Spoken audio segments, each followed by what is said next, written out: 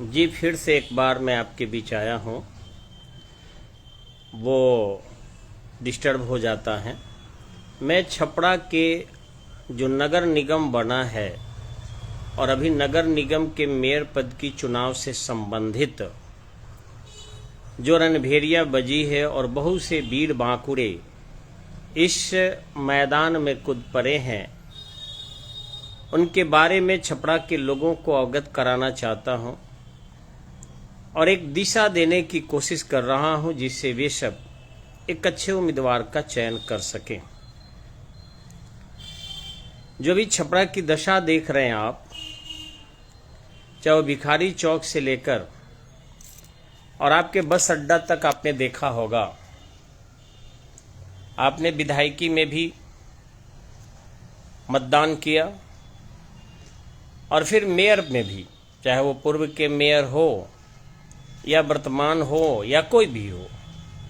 मैं ये नहीं कहने आया हूं कि कौन बुरा है और कौन अच्छा है, लेकिन इतना मैं जरूर कहूँगा कि संपूर्ण छपरा के लोग इससे प्रभावित होते हैं, केवल शहरी क्षेत्र के नहीं। सबसे पहले कि राज्य सरकार इतना फंड देता है, फिर भी इतना टैक्सेशन है हम लोगों की, माने जिसमें हमारा आवास है, इसका टैक्स आप सुनेंगे सालाना तो आश्चर्य करेंगे। मात्र एक फ्लोर हमारा व्यावसायिक है, इसके बावजूद भी 7,000 के आसपास इसका टैक्स लगता है। 12,000 के आसपास नगर निगम टैक्स साल में देना पड़ता है। उसके बाद अब पोस्टर भी शहर में अगर साटिएगा तो उसका चार्ज अलग से आपको देना पड़ेगा, और 5,000 पोस्टर अगर आप सटवा रहे हैं तो 6,000 आपको टैक्स देना होगा।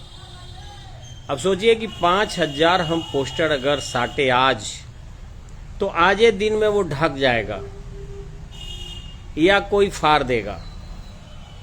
तो पोस्टर साटने वालों की कई दिक्कतें आती है। एक तो पोस्टर बनवाना, दूसरे की उसके साथ ले, तीसरा सटवाना, और घर वाले अलग गाली देते हैं कि मेरे घर को खराब कर रहा है। और फिर भी नगर निगम में पता नहीं क्या कानून है कि आपके पोस्टर और बैनर का भी खर्च लिया जा रहा है। और थोड़ा नहीं, मैं बता रहा हूँ कंफर्म होकर। एक बहुत अच्छे एडवोकेट भी हैं और आईएएस के टीचर भी हैं। गलत आंकड़ा फेसबुक पर मैं नहीं देता हूं कभी भी। 5,000 पोस्टर के लिए, पोस्टर ये कागज जो रास्ते में आपको तुरंत फाड़ देता है लोग, 6,000 रुपया टैक्स देना होगा नगर निगम को। अब आप सोचिए कि नगर निगम को पैसे की कहाँ कमी है। कि ठेला वाले हैं, खंचे वाले हैं, मार्केट वाले हैं, और मकान का जो मेरा मात्र 13 धुर में है, इसमें परिवार भी रखता हूं मैं, आवासीय भी है, फिर भी एक हॉल में कोचिंग चलता है तो कोचिंग का 7,000, टोटल 12,000 टैक्स लिया जाता है साल में। अब आप बताइए कि इतना टैक्सेशन है और सरकार अलग दे रही है, जनता का तरह तरह के टैक्स आ रहे हैं। तो नगर निगम में आखिर क्या कारण है कि इतने सभी समाज के सुधारक लोग जा रहे हैं? समझा जा सकता है। अब रहा कि देहात के लोग सोचते हैं हम कहां प्रभावित है। भैया, आपको शहर आना है, हॉस्पिटल आपके शहर में है, अच्छी दुकानें शहर में है, आपके कोर्ट कचहरी शहर में है, डीएम से काम हो, एसडीएम से काम हो, शहर में है। तो हर चीज शहर में है, यूनिवर्सिटी शहर में है, अच्छे कॉलेज शहर में है। तो आप जो सारण प्रमंडल के लोग हैं, चाहे वो सिवान हो, गोपालगंज हो, उनको भी तो प्रमंडलीय कार्य से जिला में आना है। और अगर आप जिला में आते हैं और जिला की दुर्दशा देखेंगे कि मोटरसाइकिल निकालने में 2 घंटा आपको लग रहा है, 4 व्हीलर निकालने में 4 घंटा लग रहा है, सड़क पर जेने देखिए ओने लोग दुकानें बिछाकर बैठे हैं, मुफ्त में तो नहीं। नगर निगम को नजर होनी चाहिए। आप सरकारी बाजार चले जाइए, मौना चौक चले जाइए, साहेबगंज चले जाइए, अरे मुस्पेलिटी चौक जाइए ना, कौन सी ऐसी गली है जहां जाम नहीं है। तो मेरा ये मानना है कि नगर निगम के चुनाव से क्या जो उम्मीदवार आएंगे, जो है लोग, वो विजयी होंगे अगर, तो क्या विकास करेंगे। मैं उन लोगों से कहना चाहूँगा कि जो 10% लोग इंटेलेक्चुअल है, जो इस छपरा के समस्त वोट को इधर उधर कर सकते हैं लोग, वे लोग समझदारी से अपना वक्तव्य दें। पहले ये घोषणा न कर दें कि फलना जी जीत रही है और फलना जी जीत रहे हैं। आप ही के स्टेटमेंट से जनता प्रभावित होती है। तो पहले ही आप हल्ला मचा देते हैं कि फलना को जीत मिल गई है, वो तो नाम का है, अब फलना जीत गया है। ऐसा कुछ नहीं है। 22 जनवरी को अभी वोटिंग होगा और उसके बाद तय होगा कि कौन जीतेगा कौन हारेगा। पहले आप उन उम्मीदवारों से आप बात करें। छपरा के सभी प्रबुद्ध लोग, 10% जरूर लोग हैं जो किसी के जीत और किसी की हार में भूमिका निभाता है। बाकी जनता जो है उनके बातों को मानती है और जो कहे वही करती है।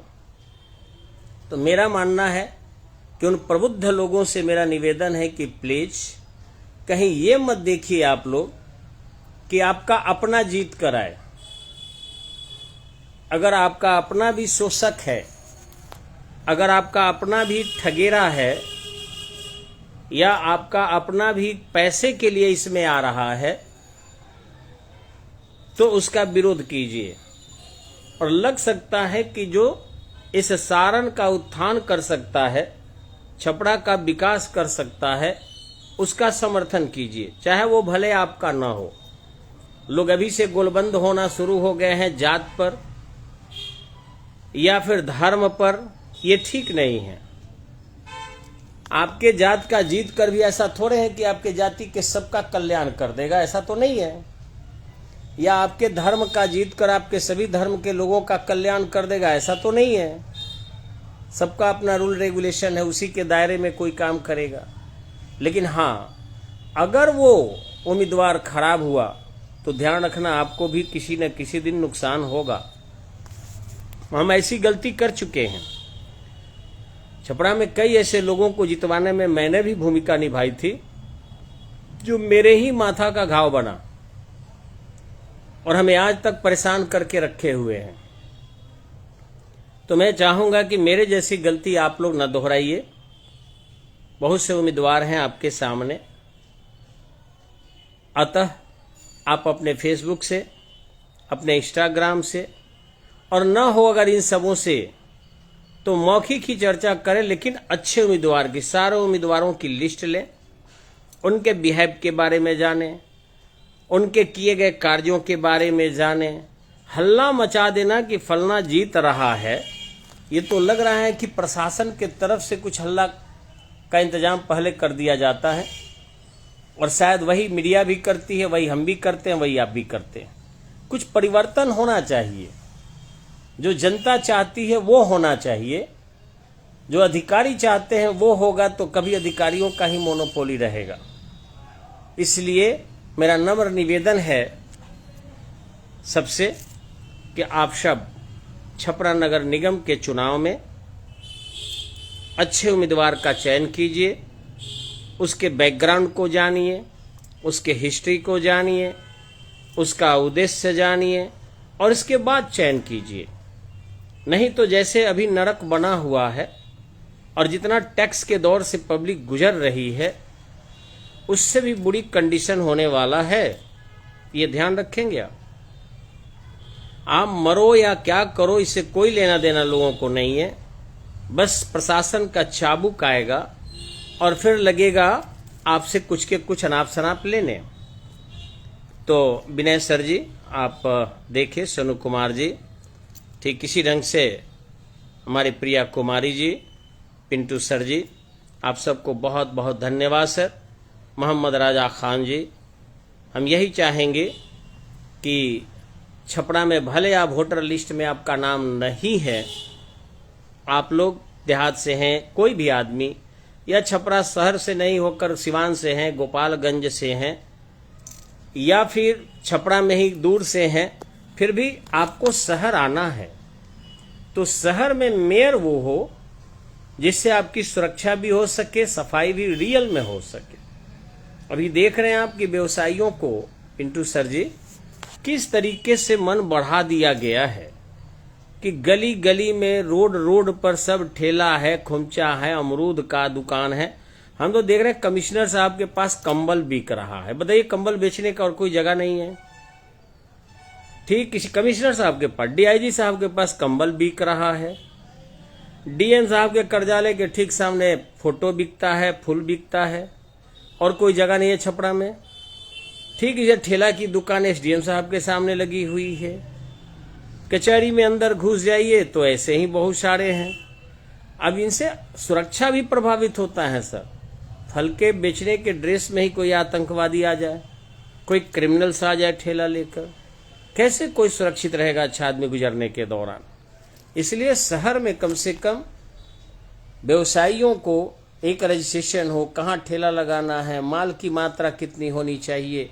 पैसा उनसे नहीं वसूला जाए, हम पैसे के समर्थक नहीं है, लेकिन शहर में सुरक्षा होनी चाहिए। कोई भी शहर में घुस जा रहा है, किधरों से निकल जा रहा है, पुलिस की व्यवस्था भी अच्छी नहीं है। जहाँ देखिए कचरा बह रहा है, नाला बह रहा है, ये क्या मतलब है। तो कम से कम मेयर के चयन में इन सबों का ध्यान आप लोग रखिए। बहुत से उम्मीदवार है और 10% लोग ही हार कराते हैं और जीत कराते हैं। इसलिए आप सब सक्रिय हो जाइए। आप लोग अगर ढील दीजिएगा, आप लोग अगर अपने अंदर के भावनाओं को कुचल दीजिएगा, तो फिर अच्छा उम्मीदवार विजयी होकर नहीं आएगा और अपनी रोटी सेकेगा। तरह तरह की दलाली, तरह तरह के कमीशन, तरह तरह के ठग का काम इत्यादि काम शुरू करेगा और पूरी हमारा नगर निगम जो अभी से पहले सही थी वो समाप्त हो जाएगी। इसलिए हमारे निवेदन को सभी लोग, भले वो हमारे भोला बाबा जी जलालपुर से देख रहे हैं, या हमारे एमडी राजा खान जी बंगरा से देख रहे हैं, पिंटू सर अयोध्या नगरी से देख रहे हैं, विनय सर हमारे उड़ीसा से देख रहे हैं, सोनू कुमार गौरा से देख रहे हैं, या प्रिया जी आपके दुरौदा से देख रही है।